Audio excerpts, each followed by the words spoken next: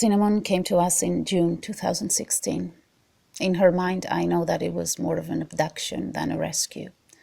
She was 17 and had spent all her life at home. That June, she lost everything. Her owners were an elderly couple who died only a few months apart, and she was left under the care of relatives who would chase her around with sticks, abuse and mistreat her.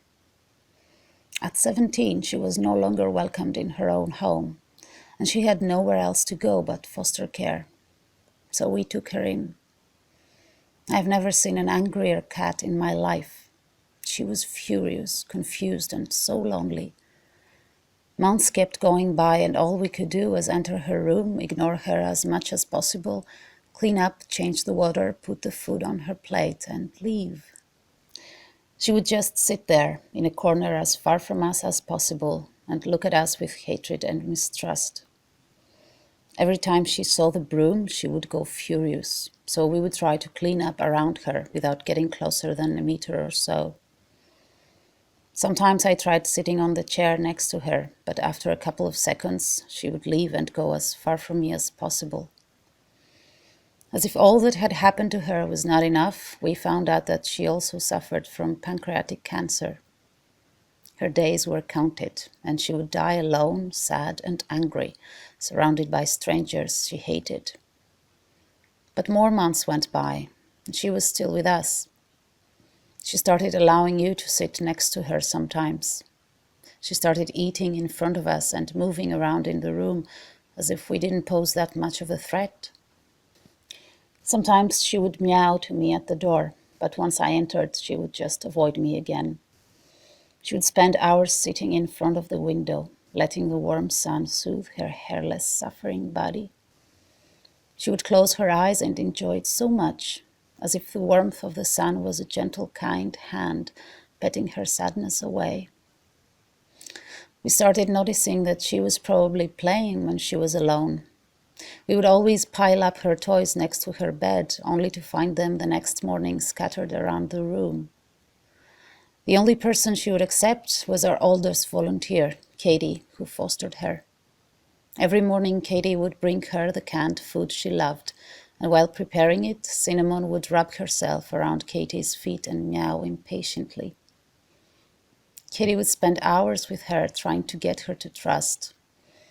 But when being face to face with anyone, Cinnamon would remember how much people had betrayed her.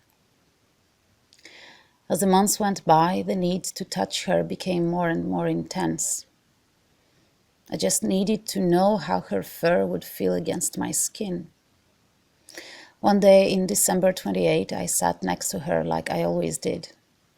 I used my sleeve as a shield and approached her neck. She didn't move.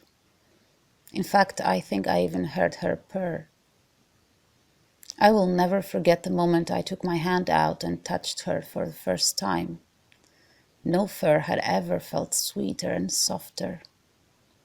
The more I petted, the more she purred, and the more she purred, the more I felt like crying with joy. I was in awe, and so was she, I think. I spent about an hour that day with her. You know this feeling when you have been too hungry for hours and finally you get to enjoy your favorite meal? My soul was hungry for Cinnamon's love, so hungry that I could not stop. My feet went numb from sitting there. I wanted to shout out and scream and laugh and cry. I started panicking after a while.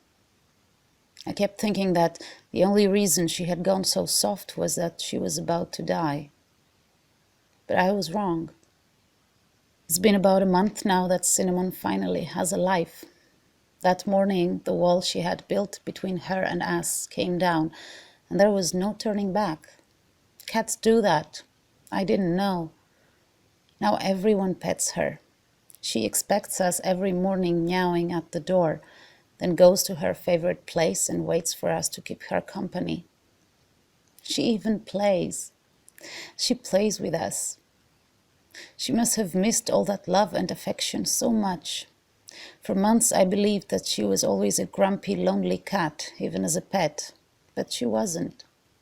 She had her whole life turned around at an age where all she needed was stability, And the only way she knew how to face all that was by closing into herself. Cinnamon survived so far against all odds, and that makes her a great fighter. I don't know how much time she has left. She will turn 18 in a few months, and her health is not good. But that constant agony of losing her is gone. She might die soon. She might live longer than anyone expected, but no matter what, she will die at home, among all of us. We love her, and she loves us back.